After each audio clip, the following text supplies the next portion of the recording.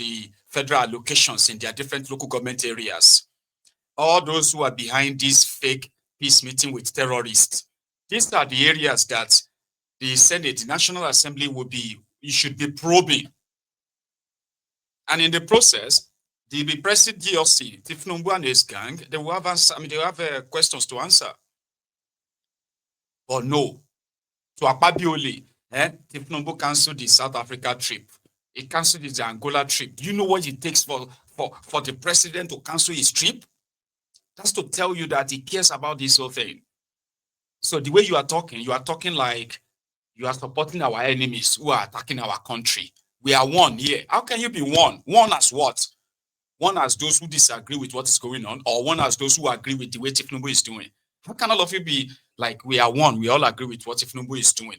So Akpabiole is projecting, and that's what they have been doing. Opposition exists in the National Assembly for a reason. But to Akpabiole, even those who are, you can pretend that you are opposition, but you are with us. You know that you are with us. That is how they are running National Assembly. And anything that is probably going to put Tinubu in the spotlight, avoid it. And Nigerians are the losers for it. But somebody has this to say at their own House of Representatives, the junior chamber, the lower chamber. We were refugees during Nigerian Biafran War. As a child, I know how my parents suffered to keep me alive for that 3 years. But let us tell ourselves the truth. What kind of sovereignty allows terrorists to capture and kill a whole general like a common criminal? Because if terrorists can cross our borders at will, enter our villages at will, ambush military convoys at will, take entire towns at will, and now capture a brigadier general, then what exactly are we protecting with this so-called sovereignty? Is this sovereignty when terrorists are the ones controlling forests, highways, and communities? Is this sovereignty when commanders are killed and everyone stays silent, and our children out of school? We opposed the US when they wanted to help Nigeria destroy terrorists. We shouted, don't interfere, don't touch our sovereignty. But what is left is to protect when terrorists already operate like a government inside a government, a country that cannot secure its land, is not sovereign, it is vulnerable. This is a personal opinion. A country where terrorists can humiliate military is not sovereign. It is under siege. A country that refuses international help while soldiers die is not sovereign. It is stubborn to its own destruction. If a general can fall like this, then all of us are naked. This is not time for pride. Take entire towns at will, and now capture a brigadier general. Then what exactly are we protecting with this so-called sovereignty? This is not a time for pride. This is not a time for ego. This is time to ask, what is sovereignty? What? If it cannot save a single life of a Nigerian.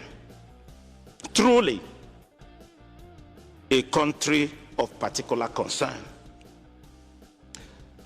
As an opposition, I'm standing here to say that, Mr. President, I've observed over time since 99, he's a very courageous person.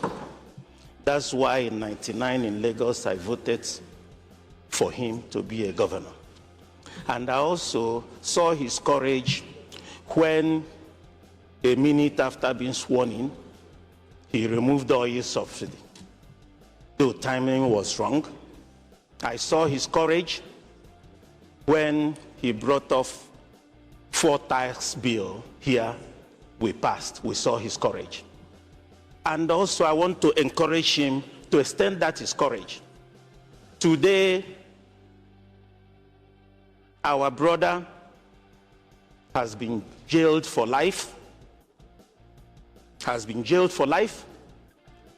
and the judge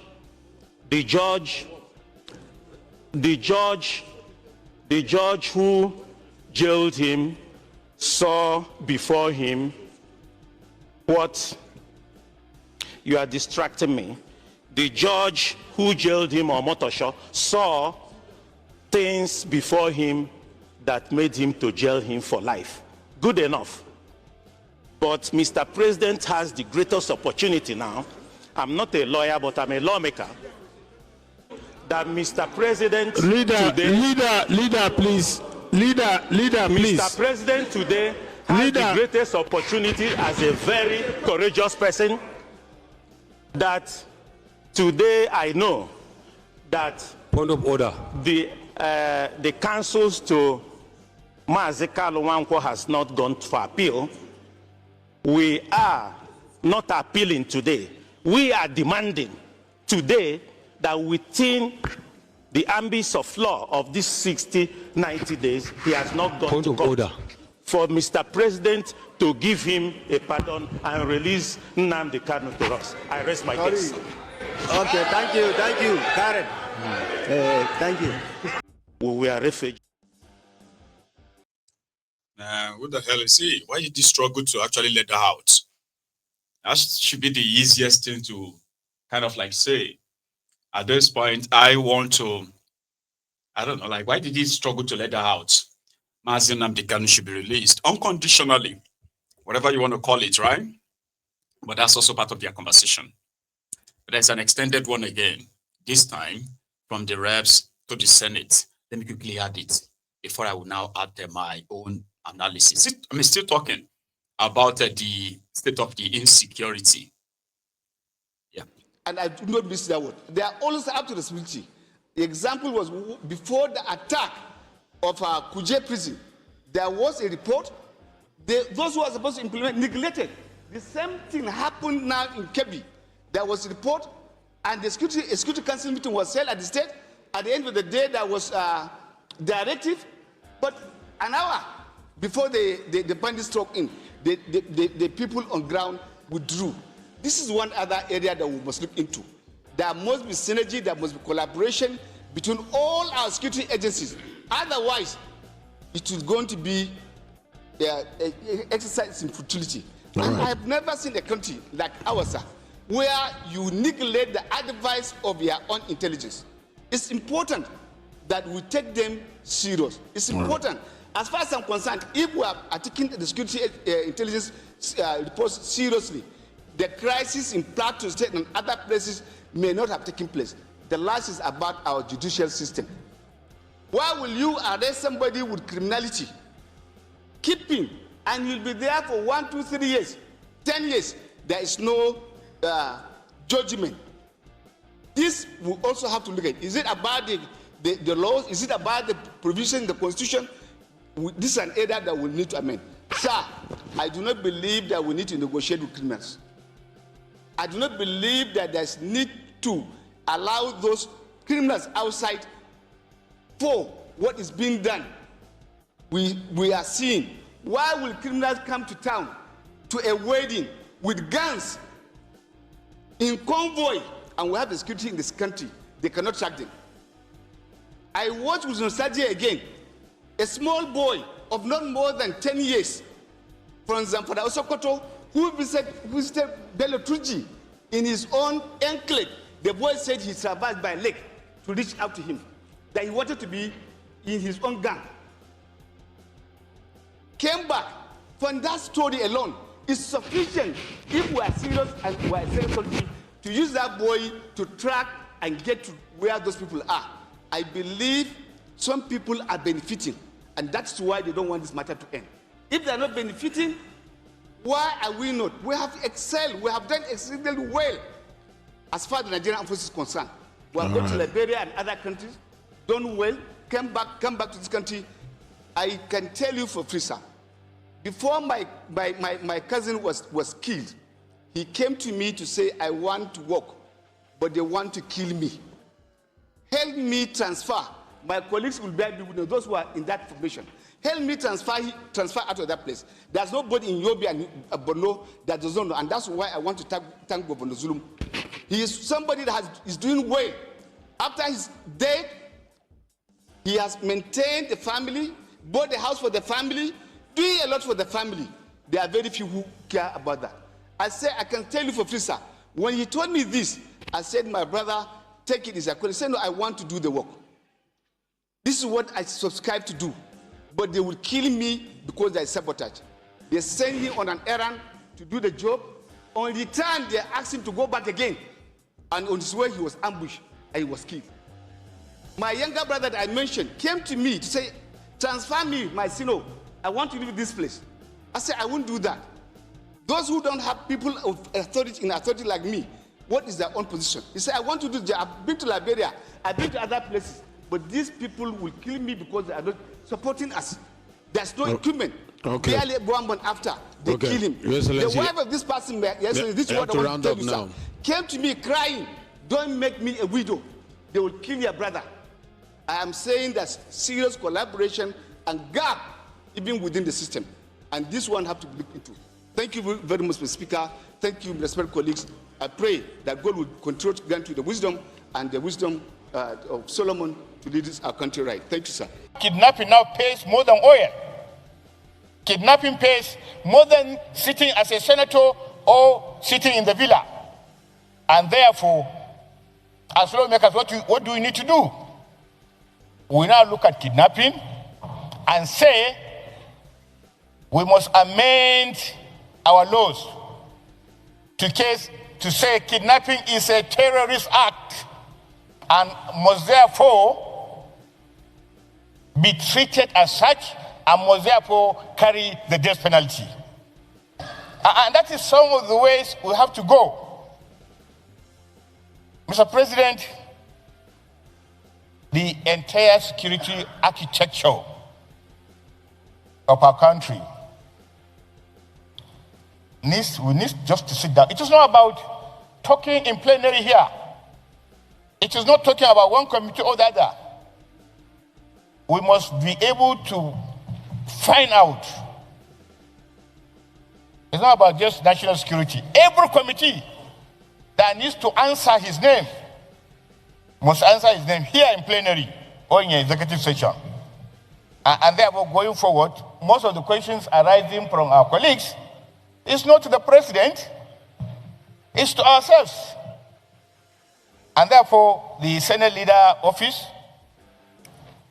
with the understanding of the SP, must find a way in a situation like this, before we even peruse to the matter in details, we need to raise the chairman of committees to give us a synopsis of what they do, how they do it, and then following from that, then we can give our opinion, our recommendation, the way forward, the way this. But if we every day we come here and we do some of these things that we only do it probably to appease our constituents, but the matter is not solved. Appeasing our constituency is just secondary. Getting peace is primary. People want to turn our country upside down. And we are looking at it as a joke. Day in, day out. We will work with you to build a Nigeria that is not corrupt. I bring you a message of hope.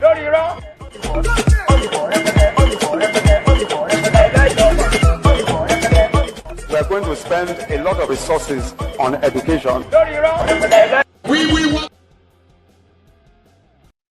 We've heard a lot. And of course, it's all talks, no action. They are lawmakers.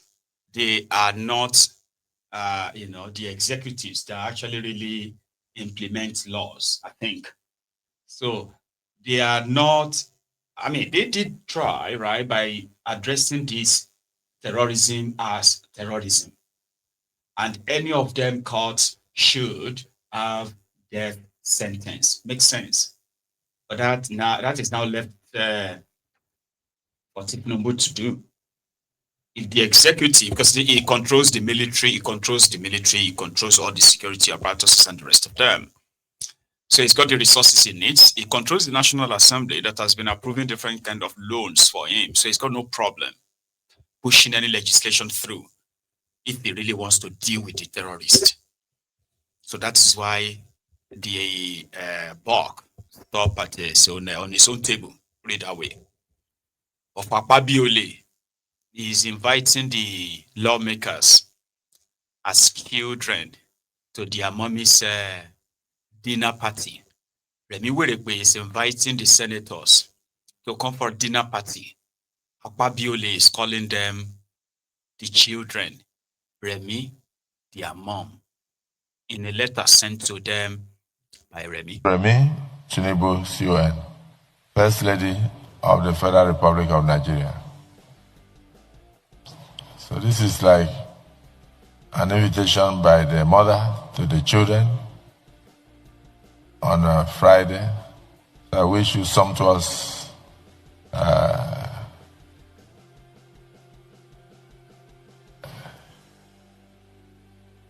meal and fruitful discussion. Senator Wamako, you are looking at me as if you are going to travel, don't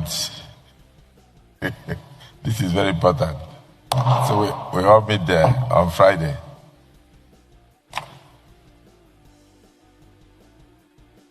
Correspondence from the villa. Nigeria is so corrupt, which I regret the day I was born in this country. It's unfair. This is unfair now. This is unfair. Nigeria is so corrupt, which I regret the day I was born in this country. It's unfair. This is unfair now. This is unfair. So that was Akwabiole telling the senators of the Federal Republic of Nigeria that the letter from Remi Werekwe inviting them to a sumptuous dinner is like the mother writing children. Well, so Kolu has now forwarded the names of 3 people to Akwabiole as ambassadors, because from what I gathered there, now this thing I don't have the full details, okay? But they're just like a snippet. But sometimes they always come together at the end of the day, right? So the trip that Ribadom and others embarked upon when they went to go and see XF, Donald Trump's Secretary of War, right? So part of the deal that they proposed to Trump was that they were willing to commit $2 billion on military, like, weapons and the rest. So Nigeria already ordered some, I don't know the name, right? But they are like fighter, kind of like a choppers, right? Who are also like armed, they can, right? Chinook or something. Is that what it's called? Chinook? No. Anyway, like I said, they are pieces of information, okay? So this was part of a defense deal that Nigeria had, I think, prior to Tinubu. So they were expecting that the delivery time for that would be 2028. So from Ribadom's trip, they have brought it forward to 2026, if you can believe them. Though, but again, like I said, it's all unconfirmed though. So from that trip, offering Trump $2 billion that, okay, yeah, we'll buy weapons up to $2 billion, like Bokwari also did in 2019, if you remember. So now that gave them the room, like, to buy time. So you get like, okay, you know what? Americans will now be working with us in going after these terrorists. So Trump is not sending any, what do you call it? He's not sending any warplanes to come and bomb anywhere, at least not for now. Again, it's an unconfirmed information. Share you guys, it's not like it's official. But you know now, from the pieces of all this info, you're going to get, you are going to have an idea of what is going on, right? So part of the issue was that until now, Tinubu never appointed any ambassador. Nigeria have no ambassadors in any country. Only the embassy staff have been running the embassy. So the the excuse given by Tinubu and Tinubu's handler was that they are saving money. At least the embassy is running. So when this Donald Trump's wahala kicked off, it's not even wahala. When Donald Trump gets interested in what is going on in Nigeria, some people were saying the situation like this would have been managed if Nigeria had ambassadors to the United States. So you get an ambassador would have a sort of like diplomatic cover or leverage to meet with the president of the